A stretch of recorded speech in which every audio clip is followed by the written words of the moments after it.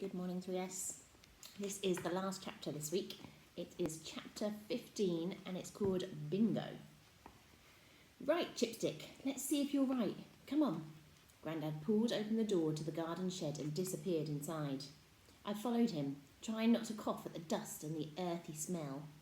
The shed leaned awkwardly, and I couldn't help wondering if it might just give up and collapse if either of us so much as sneezed. On one side there were wooden shelves loaded with empty flower pots, bits of string and ancient-looking packets of seeds. Grandad reached up to pull something from the top shelf. It was a huge old book. He swept the dust from the leathery cover. I spotted this in here the other day when I was rooting around for a trowel.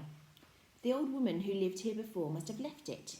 She left all sorts of bits and pieces as it happens. But unlike the Guatemalan rain stick, this might actually be useful. It's an encyclopedia of plants. We laid the book on the little countertop under the window, brushing away as much of the dirt as possible first and sending a family of spiders scurrying to safety. World of Plants it's called, Grandad said. I was thinking of using it to look up things to grow.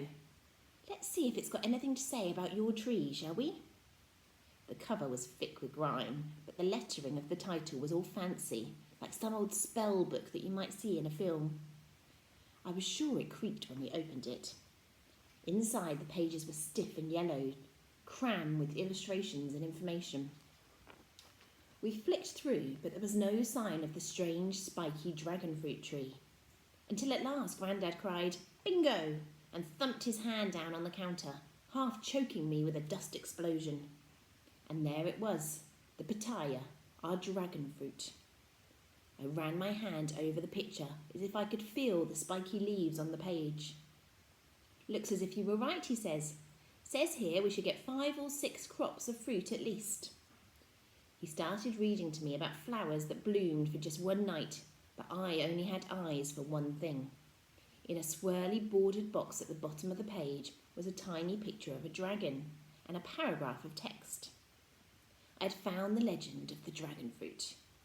I read the first words, my heart jumping around inside me, eyes skittering over the letters in my excitement. Sadly, my excitement soon fizzled out. Legend had it that dragons were supposed to breathe out the dragon fruit, but it didn't say anything about dragons actually growing inside the fruit like Flicker had. I peered out of the dirt street window, wondering if there really were more dragons out there, or if mine was the only one. At home again, muddy and tired, I set all the books from the library out on my bed. Maybe there was something I'd missed.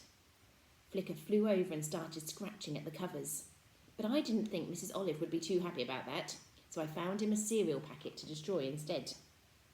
I read until late, until my eyes burned with trying to keep them open.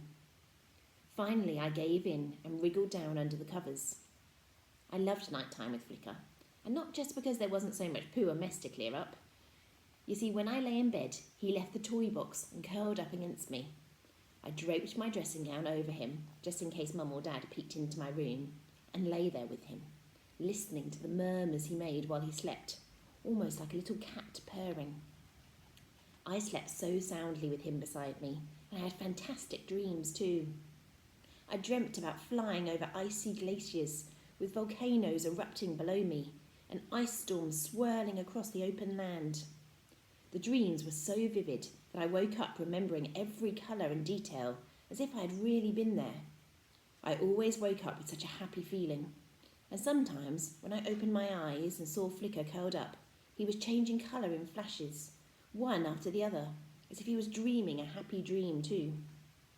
His scales rippled from red to orange to blue to white, pulsing like a fiery kaleidoscope.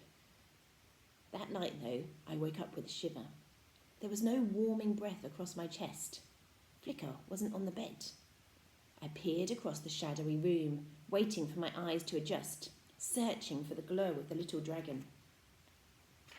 I finally spotted him perched on the windowsill. No wonder I hadn't seen him straight away. He seemed to have turned a dusky charcoal grey in the darkness. I tiptoed over. He was staring out at the inky sky, and the rain was falling. "Flicker," I whispered. He swung his head round and saw me, and a little wave of colour rippled down his body. He turned back, took one last look at the sky, then stretched his wings and flew up to my shoulder. As I scratched his head, the clouds parted, and the moon cast its light into the room.